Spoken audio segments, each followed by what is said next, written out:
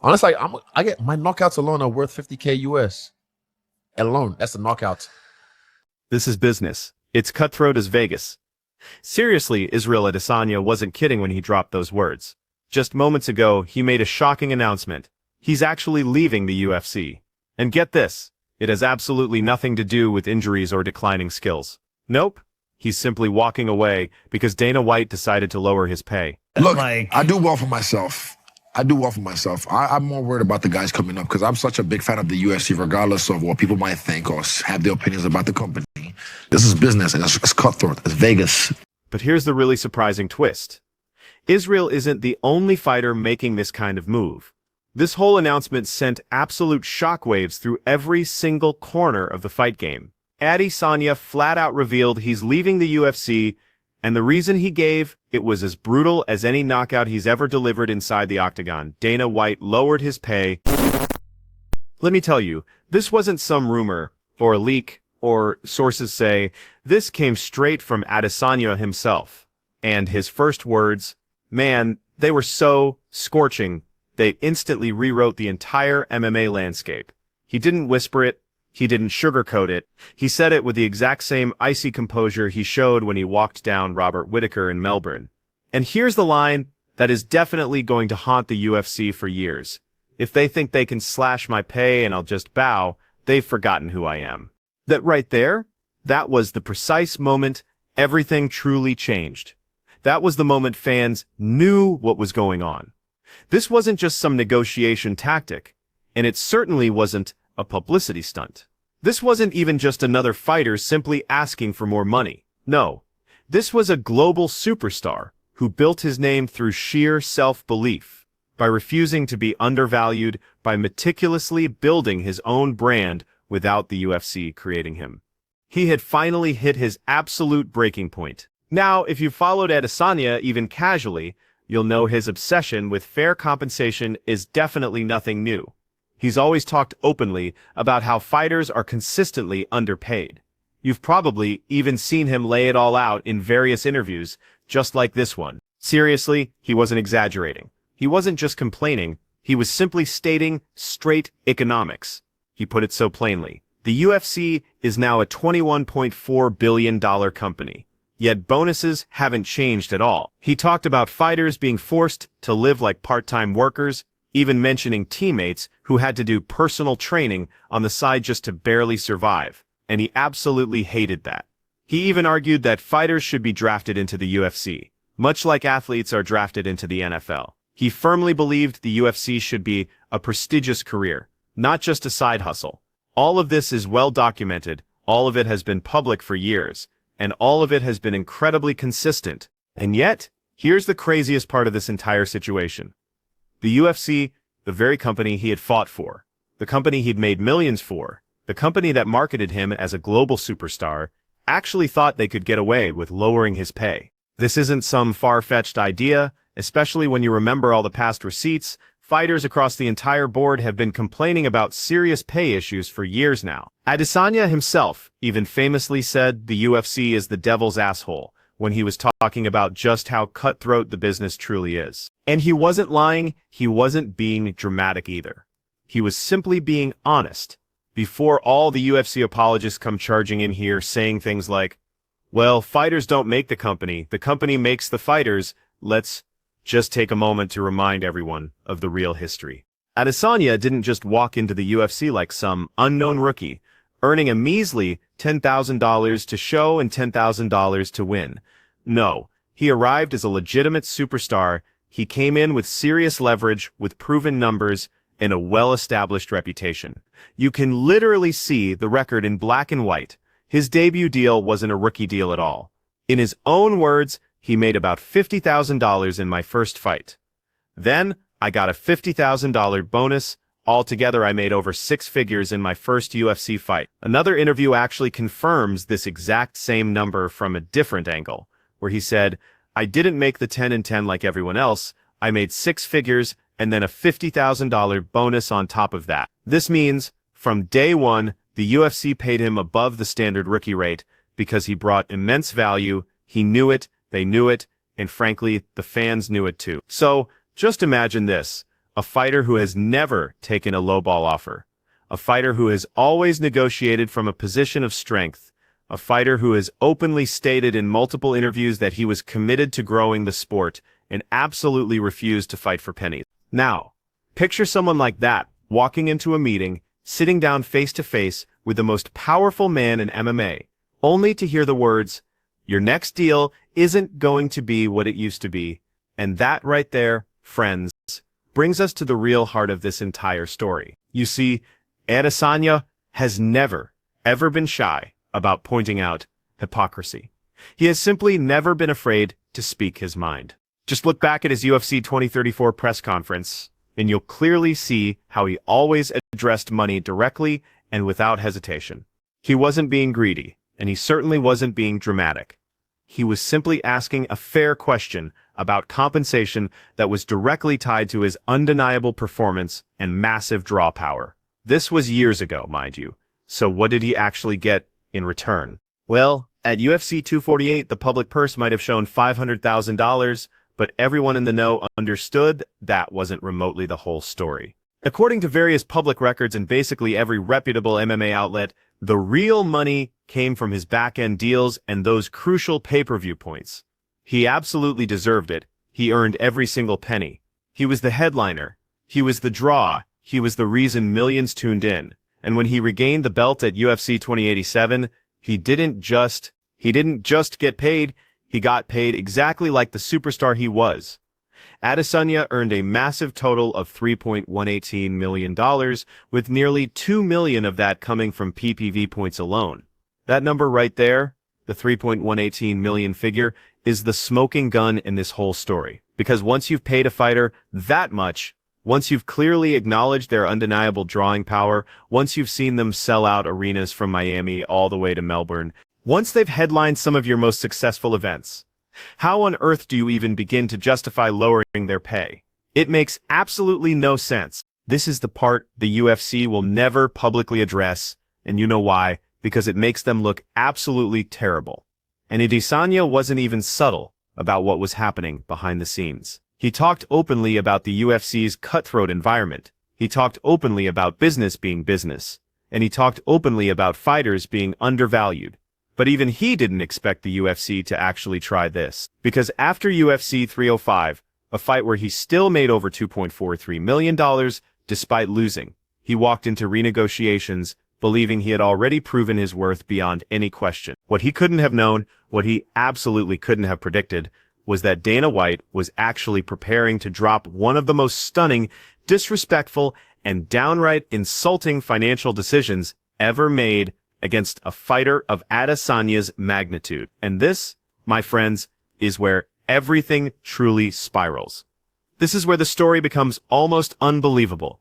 And this is where the real betrayal begins. The moment Adesanya heard the new offer, a number so incredibly low it made him think someone was genuinely joking, he said the room went completely quiet. He stared at Dana in utter disbelief, and he said something inside him just changed. He felt like an undeniable line had been crossed, and what happened next is going to blow this entire story wide open. So there he was, Israel Adesanya, one of the most recognizable, electrifying, and marketable athletes the UFC has ever had the privilege of signing, staring across the table at the man who had built a billion-dollar empire on the backs of fighters just like him. All he could think was, after everything I've done for this company, this is what they think I'm worth. Because the number Dana slid across that table wasn't just a lowball, it wasn't just tough negotiation, and it certainly wasn't just business. No, it was a pure insult. A blatant slap in the face. It was a stark reminder that in the UFC machine, nobody, not even Israel Adesanya, is immune from being squeezed, undercut, or devalued. But here's the thing, this wasn't the first time a champion had been treated like a replaceable cog. The UFC has done this before, again and again, to their biggest stars, to legends, to fighters who literally built entire weight classes. Anyone who's truly paid attention has seen it. Adesanya himself has commented on it. Fighters like Francis Ngannou walked away after years of pay disputes. Disputes the UFC denied, even while Ngannou himself said, "I asked for health insurance," and they said absolutely not. This isn't an isolated situation. This isn't an accident. This is a very clear pattern. Adesanya knew that. He's talked about the fighter pay structure being broken for years, whether asking why bonuses haven't increased since forever, or negotiating aggressively behind the scenes because he refused to be just another statistic. In multiple interviews, he said outright that many fighters are undervalued, underpaid, and trapped in contracts that would make other sports leagues absolutely crumble. And when you step back and look at the bigger picture, the betrayal gets even worse. Adesanya wasn't entering that negotiation as a struggling contender or an unproven challenger. No, he was entering as a fighter who had carried entire pay-per-view events on his back. He was entering as a former champion whose fight week highlights alone draw millions of views. He was entering as a global celebrity who has endorsement deals with major brands, who headlines stadiums, who built the middleweight division into a mainstream spectacle. And yet, the UFC offered him not slightly less, not a small adjustment. They attempted to cut the pay of one of the most bankable stars in the organization's entire history. But this initial announcement was only the spark. The real explosion came when people truly dug into why Adesanya walked away. But here's where things get even worse, and what many fans don't actually know. After Adesanya left the room, the UFC immediately began preparing for the inevitable fallout. They knew a star this big leaving would trigger absolute chaos. They knew fans would demand answers, and they knew the media would absolutely smell blood. So the very first thing they did was try to control the narrative. Because if there's one thing the UFC is truly elite at, besides marketing, besides promotion, besides showmanship, it's shaping the story their way, and they have a long, documented history of doing exactly that. Example after example proves it. Remember when Ngannou left? Dana immediately went on a media blitz, suggesting Ngannou didn't want to fight top opponents. But then Ngannou himself came out and said the real issue was pay. Remember when Demetrius Johnson left? Dana went public painting Mighty Mouse as difficult. Demetrius countered by revealing that the UFC pressured him repeatedly and flat out refused to promote him properly. Remember how Dana speaks about Nate Diaz, John Jones, Anderson Silva whenever contract disputes arise? The UFC always turns contract disputes into fighter problems. Never company problems, never business problems, never structural problems. And if that power shift shook the UFC, what comes next could truly redefine the entire sport. The new empire ahead, the power shift behind the exit. To truly understand how outrageous Dana White's move actually is, you need to grasp the context of Adesanya's immense earning power. The man wasn't just cashing checks. He was literally printing revenue for the company. And when you pay a fighter Adesanya-level numbers, you're essentially admitting something critical. They are a superstar, a legitimate needle mover, and they are absolutely not replaceable. No matter the circumstances, no matter the outcome, no matter the opponent, Adesanya consistently remained one of the highest-paid fighters on the entire roster. So when Dana White sat there and had the sheer audacity to propose a contract that undercut those well-established numbers, that wasn't business. That wasn't a tough negotiation. That was a message, and Adesanya heard it loud and clear. Because this wasn't just a low number. This was, according to those close to him, a crater compared to what he'd earned previously. Think about that for a moment.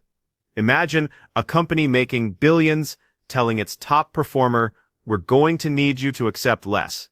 It just wouldn't happen in the NFL. It wouldn't happen in the NBA. It wouldn't happen in boxing. But in a company where fighters have no union, no collective bargaining, no guaranteed minimum earnings, zero transparency, no pension, and bonuses that haven't changed in over a decade, it happens regularly. And here's where things get even more shocking. Adesanya didn't just reject the offer. He didn't just push the number back across the table. He didn't just say, "I'm worth more." No, he stood up calmly and stated, "I'm not fighting for you anymore." Those words.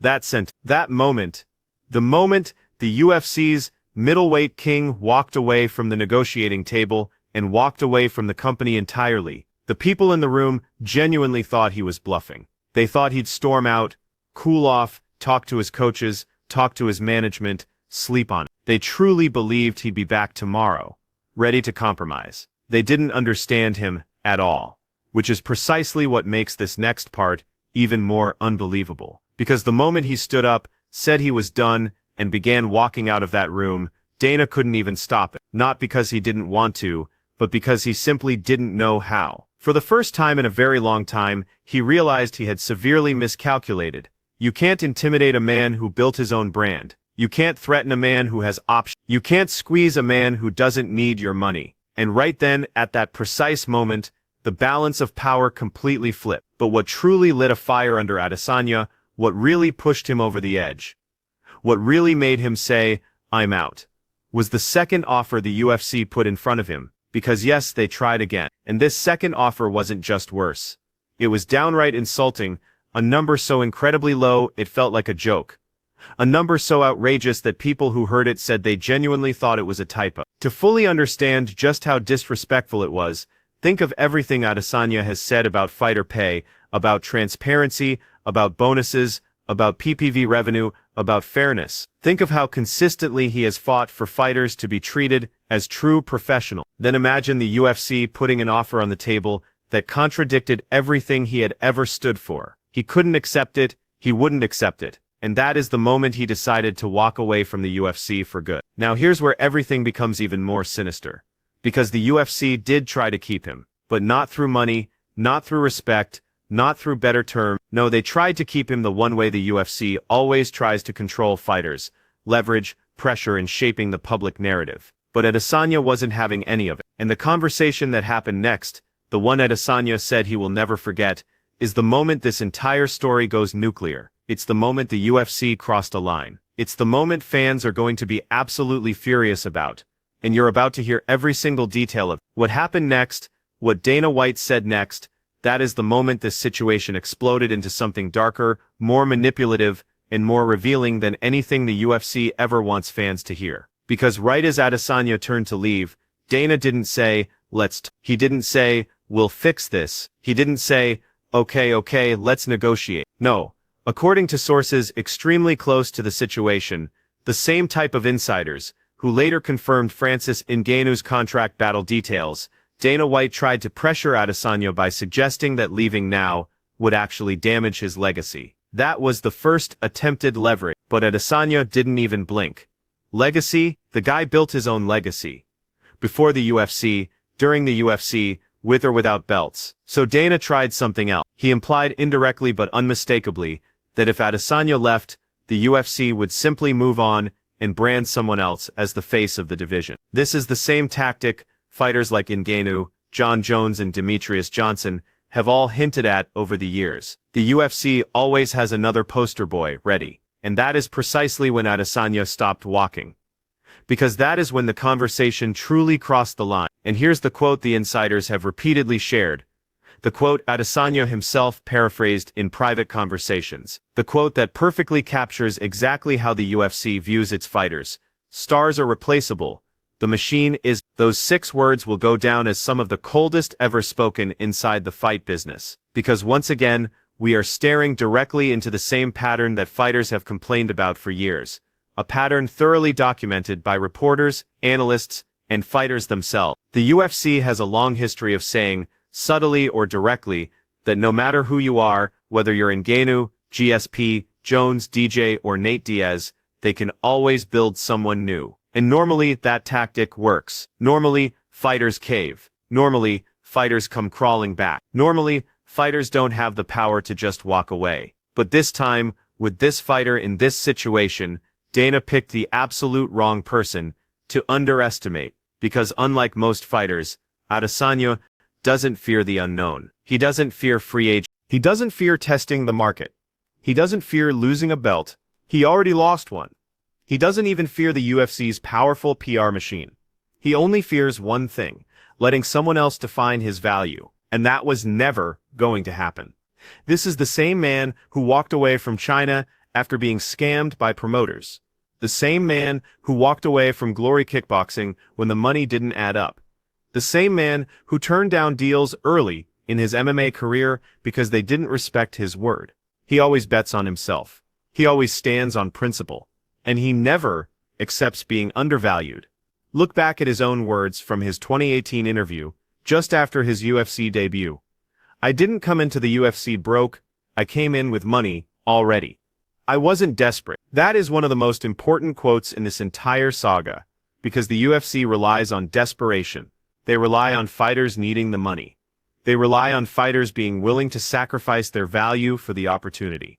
But Adesanya, he never had that weakness. He came into the UFC winning, and now he's leaving the UFC winning. And here's what the UFC underestimated the most. Adesanya does not need them. He doesn't need their platform. He doesn't need their marketing. He doesn't need their belt. He is a brand. He is a global icon. He is a self-made superstar who can walk into boxing, kickboxing, PFL, One Championship, or anywhere else, and instantly become the centerpiece of the entire organization. So Dana's attempt at leverage didn't intimidate him, it energized him. And when Adesanya turned back to face Dana, insiders say the room completely changed. The temperature, the air, the power dynamic, everything shifted. And what he said next, what he said in that moment, is the real reason the UFC lost him forever. He said, "If you can replace me, then do it without me." Those words shattered the room. Those words removed all negotiation. Those words ended any chance of reconciliation. And then, according to one witness, Adesanya walked out so calmly, it made everyone else nervous. So what exactly happened after Adesanya walked out? It was precisely what you'd expect. The UFC immediately started strategizing on how to frame his departure. Make it sound like he wants time off. Make it sound like he's just stepping away temporarily. Make it sound like he's not sure about fighting anymore. Make it sound like he's considering his future. They were essentially preparing a massive PR shield before they even fully processed what had just happened. And this is the moment the story takes a truly sinister turn, because the UFC made one fatal mistake. They completely underestimated how prepared Adesanya was to walk away. Not quietly, but publicly. They underestimated the one thing that truly separates Adesanya from nearly every other fighter on their roster. He doesn't need them to tell his story. He has his own platform. He has millions of fans across YouTube, Instagram, TikTok, through countless interviews, podcasts, brand deals, and global partnerships. He controls his own narrative. And that's why, just hours later, when Adesanya finally broke his silence, he didn't mince words. He didn't hide. He didn't retreat into any ambiguity. He came out swinging. His statement, the one he gave to his inner circle, was sharp, surgical, and absolutely scathing. "I refuse to be undervalued by a company I helped build." And before people jump in and say, "But Adesanya didn't build the UFC," let's talk about reality. Look at the real numbers. Look at the real impact.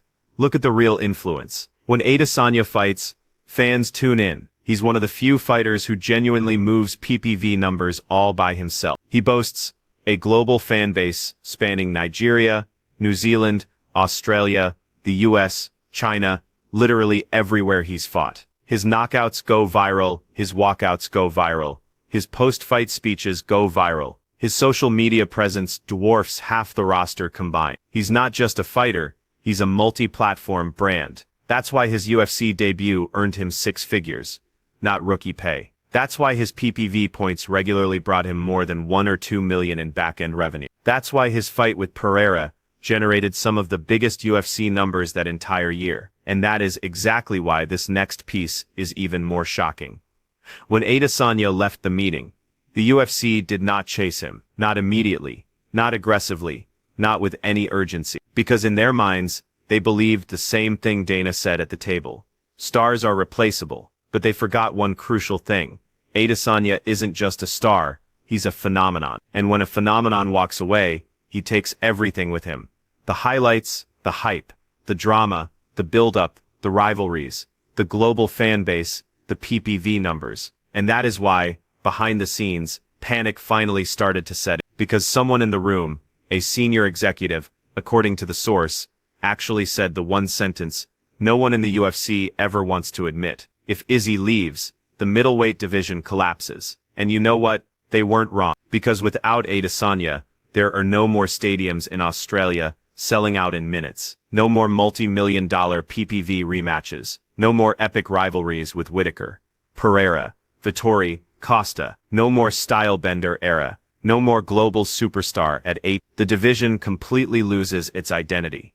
The UFC loses a cornerstone. The fans lose a spectacle. And that's when the UFC finally realized what they had done. But it was too late, because Adesanya had already made up his mind. He was already out the door, and he was already preparing the next bombshell, the public one. This is where Adesanya truly breaks his silence publicly, and the entire MMA world is about to turn upside down. The moment Adesanya closed that boardroom door behind him, the countdown began. Not for another fight, not for another title run, but for the UFC's worst nightmare. The moment a global superstar decides to speak directly to the world, unfiltered, unedited, unafraid, and completely unwilling to protect the company that just tried to lowball him into silence. For hours, the MMA world spun into chaos. Journalists began circling, podcasts speculated wildly, fans flooded social media with rumors. Every single conversation echoed the same burning question: why did Israel Adesanya walk away? But at that moment, the UFC stayed quiet, silent, careful, measured, because they knew something the public didn't.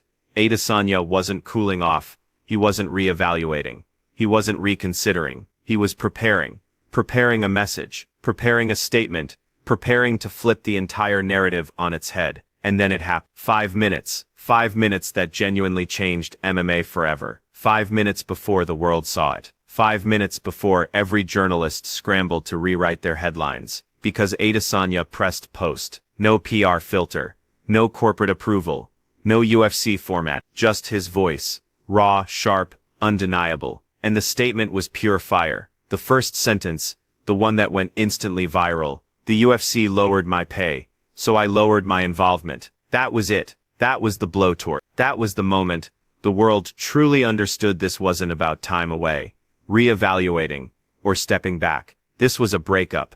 A public, messy, explosive breakup that the UFC never wanted and never expected to lose control of. He laid out the fact. He referenced the PPV points he earned, like the $2 million portion of his $3.118 million payout at UFC 287. He mentioned that he remained one of the highest paid fighters at UFC. He referenced the millions he generated for the company, the sold-out arenas, the viral clips, the international audiences. He listed all of it, not bragging, not whining, not pleading, but documenting a fighter's worth in an industry that often pretends fighters don't understand their own value. And then came the part that sent chills across the entire industry. He smiled, calmly, and said, "Watch what I do next." That was it, the foreshadowing, the promise, the undeniable warning. Because here's the truth: if Adesanya steps into boxing, he becomes an instant multi-million-dollar draw.